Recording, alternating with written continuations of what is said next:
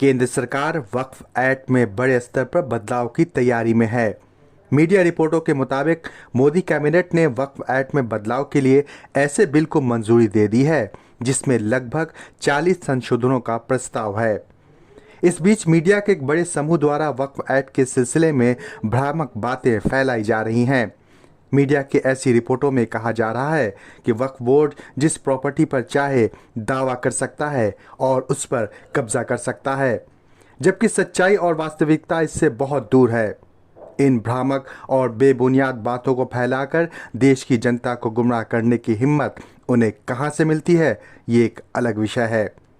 वक्फ act में प्रस्तावित बदलाव पर इदारे शरिया के अध्यक्ष मौलाना गुलाम रसूल बलियावी ने क्या कुछ कहा, जानने के लिए पूरा वीडियो देखें। वक्फ बोर्ड के कंसेप्ट को लोग समझ गए होते तो वेलफेयर समझ में आ गया होता।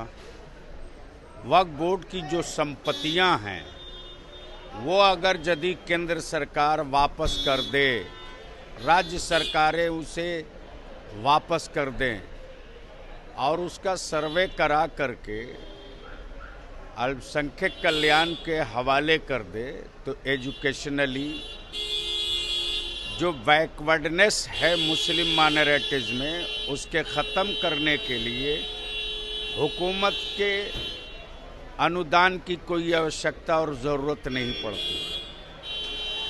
चाहे कोलकाता हो कि पटना हो कि दिल्ली हो कि आगरा हो कि हैदराबाद हो कि बेंगलोर हो कि मुंबई हो कि हरियाणा हो या पंजाब हो, देश का वो कौन सा बड़ा शहर है जहां वक्फ की प्रॉपर्टी नहीं है और उस पर गवर्नमेंट का कब्जा नहीं है, उसको वापस कर दीजिए, इसका बिल ले आइए, तो ये देश हित में भी होगा, जनहित में भी होगा और देश के खजाने पर जो एक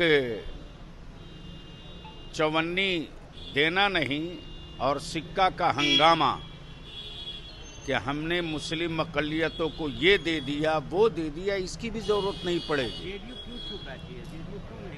अब ऐसा है, पॉलिटिकली और गठबंधन से ऊपर उठ करके मैं सीधी सीधी बात कर रहा हूँ। चूँकि वक्फ की जायदाद और प्रॉपर्टी से हमारा भी कोई रिश्ता है, वक्फ तो किया जाता है कि गवर्नमेंट की निगरानी में उसका सही इस्तेमाल हो।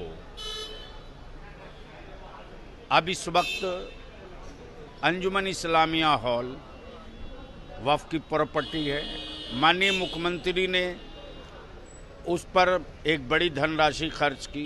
इस वक्त वो पूरे देश में मॉडल बना हुआ है, तो उससे शैक्षणिक, आर्थिक, सामाजिक कार्यों के लिए कितना बड़ा योगदान होगा, इसकी भी पहले समीक्षा कर लेनी चाहिए। केंद्र सरकार की तरफ से कहा जा रहा है कि वक्फ के पास एक बहुत बड़ी प्रॉपर्टी का हिस्सा है और दूसरी तरफ मुस्लिम पर्सनल लॉ बोर्ड कर रहा है कि ये चेंज हम लोग तो मान ही नहीं सकते।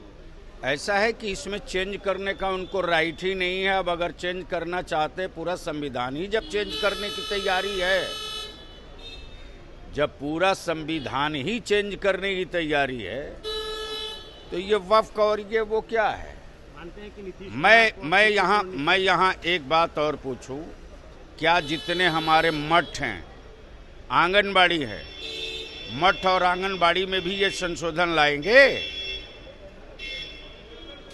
वक्फ के सेम नेचर का, सेम सिस्टम का जो धार्मिक पीठ बना हुआ है, क्या है? वक्फ बोर्ड ही की तो उसका दूसरा नाम है, तो क्या उसके लिए भी ये कानून होगा? तो बुलावे पूरे देश भर के हमारे मठाधीशों को, बुलावे बड़े बड़े मठ और बड़े बड़े मंदिरों के माननीय महंत लोगों को। अगर एक वन कंट्री वन नेशन, तो उसमें क्लियर करें कि जो वक्फ बोर्ड में हो रहा है वही मठ और मठ की ज़मीनों पर भी होगा। नीतीश कुमार को चुप्पी तोड़नी चाहिए, नीतीश कुमार को स्टैंड क्लियर करना चाहिए। अब उनके सामने सब कुछ है, एक एक चीज़ है, उस पर हमें मशवरा देने की कोई ज़रूरत नहीं।